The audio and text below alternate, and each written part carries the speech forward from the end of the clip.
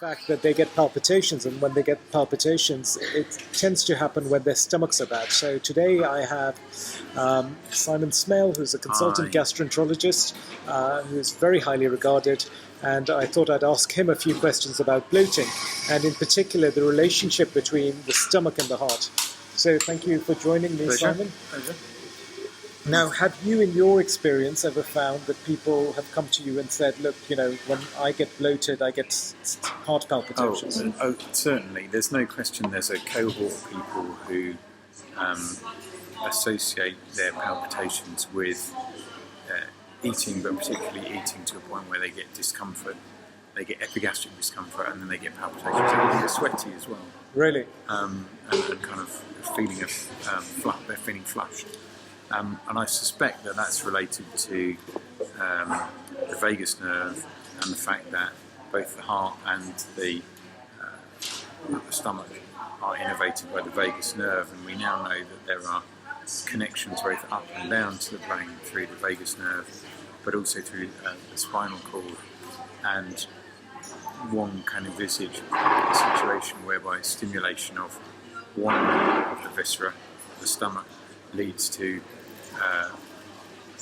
a common pathway which the brain struggles to gets confused between whether it comes from the brain or whether it comes from the stomach or the heart, and then messages go down, and the messages also get a bit jumbled. So you believe in this concept of the gastrocardiac syndrome? Oh yeah, certainly. I think it's poorly defined because as yet our understanding of the function of the nerves and how they interact with the heart and the viscera isn't as clearly elucidated as we'd like it to be.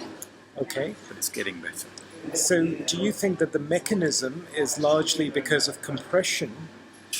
Is there some aspect of this which is that the bloatedness causes compression of the heart? Okay. Or is it probably for most people isn't going to be a mechanical effect of compression, because unless you have a large hiatus hernia, and I mean really a very large hiatus hernia, the stomach actually is some distance away from the heart, and it's difficult to envisage how you would get a mechanical compression. Certainly, compared to taking a deep breath in, you get far more compression from taking a deep breath in than you would from having a large meal, for example. So I think it's much more around the function of the nerves and how the nerves interact with each other in terms of the nerves from the stomach triggering the vagus, the brain perhaps going, oh, does this come from the heart or does this come from the stomach?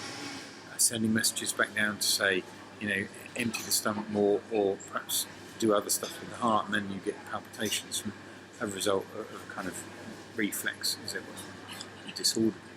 Why is bloating such a common symptom these days? Okay, I think that it's multifactorial. I think that diet plays a part, and clearly sometimes what we eat isn't ideal, but also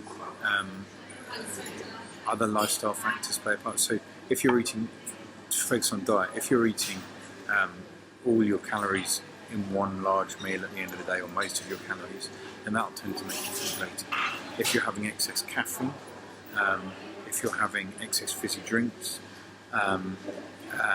then those things will tend to make you bloated because they have effects directly on gastrointestinal motility, but also on symptoms of reflux, and also potentially, of course, caffeine can stimulate palpitations in the heart as well, directly. Yeah. So those are the kind of dietary basics. So people should have regular meals, they should have small meals and eat often rather than eating all the calories at one point a day.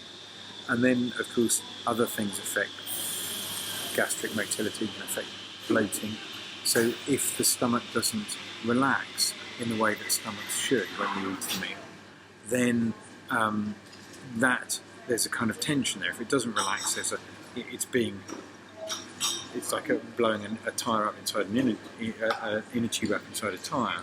Okay. The pressure goes higher, and that triggers receptors which might make you feel bloated. And that tends to happen to mammals, you and me, when we get stressed. And the other thing that happens when we get stressed is the bottom half of the stomach, which normally when you eat a meal should increase its motility in order to essentially let that food that you've eaten trickle out into the small bowel so that it can be properly digested. That doesn't happen when you're stressed. So you're under acute stress. And of course, lots of us have lots of things going on in our lives, and we say, "Oh, we're not stressed." But actually, wait a minute. I'm doing a busy job as a gastroenterologist. I've got a wife. I've got 2 teenage kids. It all builds up. It all builds up, and sometimes we're not even aware that that's happening. And then sleep is another factor. Sleep is sometimes a bit variable for many of us, and there's no doubt that sleep can affect gastrointestinal motility as well. Do you think hydration has a role? I'm sure that drinking enough fluids,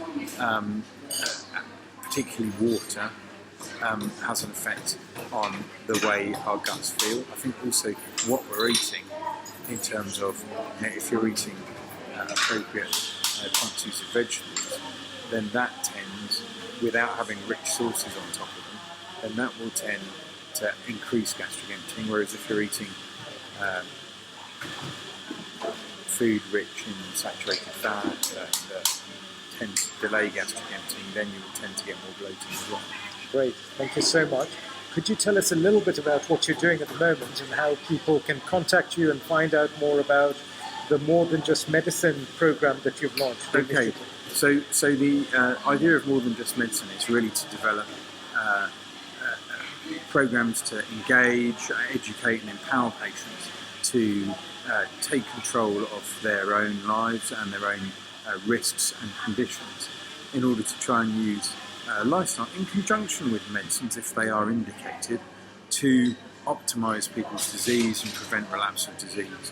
And we're doing that through a number of initiatives, both in terms of you and I kind of talking like this, but also in terms of going around and having some public meetings, and also running 16-week programs tailored to support people in specific behaviour change programs, having identified specific goals that are relevant. And that's supported through dietitians, fitness professionals and coaches, and of course medical specialists like you and I. So basically education, empowerment, lifestyle modification, and then see where you are and see what progress you make with that. So that's really good. We've got some promising, there's a lot of promising data coming out of that kind of thing. But lifestyle works probably as well, or maybe even better than medication. There's some fantastic data coming out around things like type 2 diabetes. Right. I mean, in terms of risk reduction of complication, but also in terms of if lifestyle not only improves your diabetic control, but by the way, it also seems to improve your blood pressure and improves your HDL and your cholesterol. And so lifestyle affects multiple risk factors, not just necessarily the one that you're targeting with a drug. And in some ways, maybe these things like diabetes, high blood pressure, irritable bowel syndrome are just symptoms of an unhealthy body rather than being diseases. Well, and if you treat the unhealthy body, maybe the symptoms get better by themselves. I think you're exactly right. There are lots of things, diseases, which are really manifestations of risks or risk behaviours. Great. Thank you so much. So your website is? www.morethanjustmedicine.co.uk, although the .com will work as well. Okay. And you can contact us through the contact page on the website as well. And we have a Facebook page, so Facebook is More Than Just Medicine. We have Twitter. We do. More Than Just Medicine. And we have a YouTube channel as well. Yeah, great. Excellent. Thank you so much. Thanks for listening. Thank you for joining us. And if you've enjoyed this, please comment, let us know whether we can produce more videos about the stomach-heart connection. And if you have any questions, please put them down on the comments box, and I'll be sure to try and link up with Simon again and ask him the same questions. Thank you so much.